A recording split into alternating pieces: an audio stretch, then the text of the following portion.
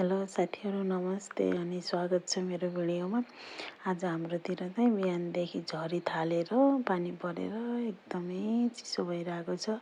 अनि यो चिसो मौसमलाई आफ्नो ज्यान तातो गराउनको लागि तातो खानेकुराहरू त खानु नै पर्यो।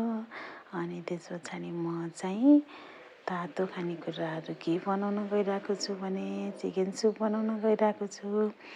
अनि मैले त्यस्तो दाम लगाएर म बढी मरमसला राखेर चाहिँ बनाउँदैन, सिम्पल र सादा बनाउँछु।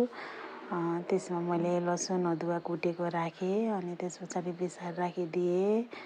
अनि चिकनलाई एकैछिन भुटिदिएँ अनि त्यस पछाडि पानी राखिदिएँ।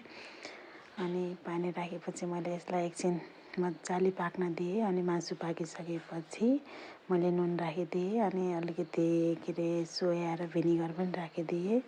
अनि त्यस पछाडि फेरि पाक्नको लागि छोडिदिएँ। अनि लास्टमा यस्तो भएको थियो मेरो चिकन सुप। हजुरहरू पनि ट्राई गरेर खानुहोस्, एकदमै स्वादिलो र मिठो हुन्छ। बाई साथीहरू।